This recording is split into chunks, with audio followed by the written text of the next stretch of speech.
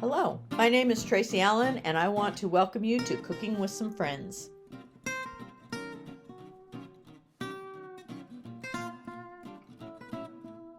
Hello, and welcome to Cooking with Some Friends. We are making some cornbread, some sweet cornbread to go with. Gabby's here, and we're going to have it to go with our gumbo that we're making. And that roux that she put together is over here browning, and it's kind of at a simmer. And so anyway, so we're going to go ahead with the cornbread.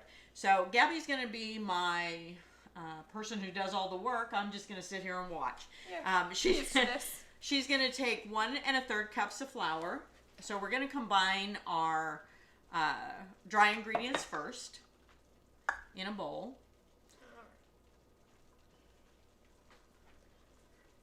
I know I said on a video, I made a comment. I said, now, this is so different than when I taught my kids. Oh, I know.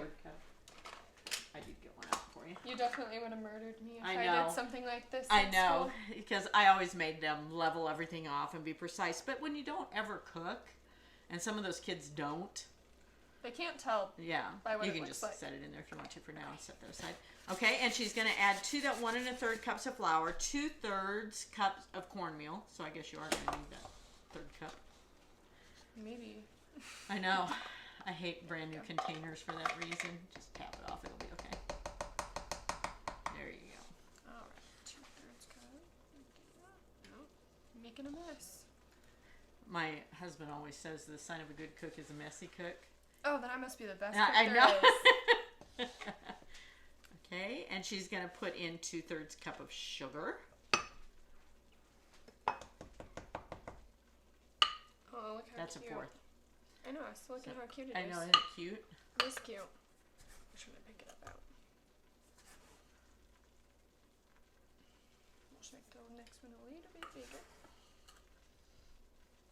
Yeah, back when we had a Pure One import store, I got those measuring cups there, those cute little ones. Okay, and she's going to put in a tablespoon of baking powder. Oh, I forgot about this part.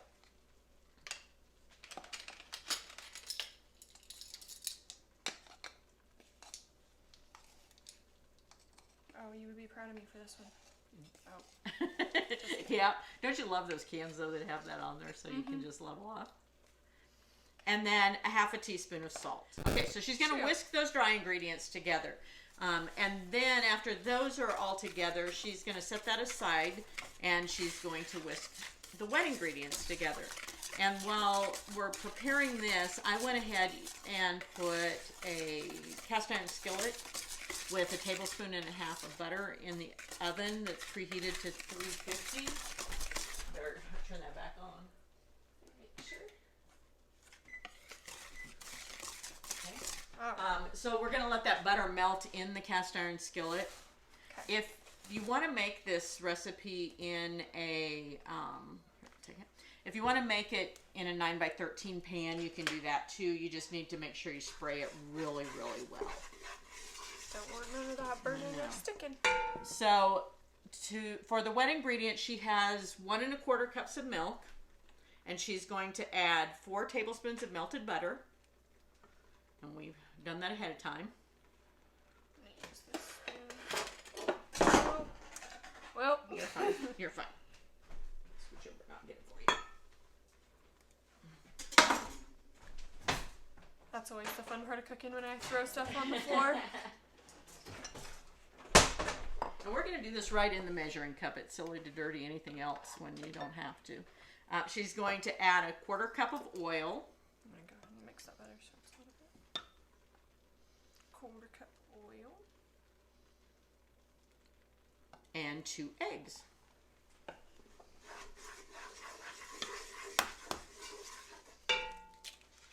You know, you also would have killed me for this in school. I know, not breaking it over something else first. Mm-hmm. Definitely would have killed me. Oh, that's why. Oh, you did fine. It's kind of hard to whisk together in my tiny little cup. Ew. Yeah, that butter, because it's cooled off in the milk. It's just hardening up again. Yep. That's so weird. Okay, now she's going to pour those wet ingredients into her dry and mix those together. Put that in there. Now, like I said, you can use a 9x13 if you choose to. You just need to spray it really well. Some people will even spray it and then put parchment over the sprayed surface just to keep it from sticking. But again, we're going to put it in our cast iron skillet. I just like the flavor that cast iron gives to things. So cast iron does make stuff taste it so really much does. better. And it's nice that you can just throw it in the oven then. And this kind of has like a pancake mix texture yeah, to it. It does. And then when we put it in the oven at 350, we let that bake for about 20 minutes, or at least until it passes the toothpick test, where if the toothpick comes out clean. Toothpick. Right. The good old toothpick test. Yeah, I'm going to go get that skillet for you. Okay. Look how yummy.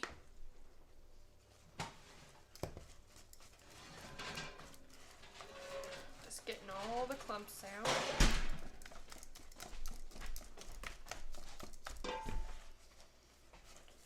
Okay, so just, you done there? You can go ahead and dump it. Yeah, you don't want it too overmixed.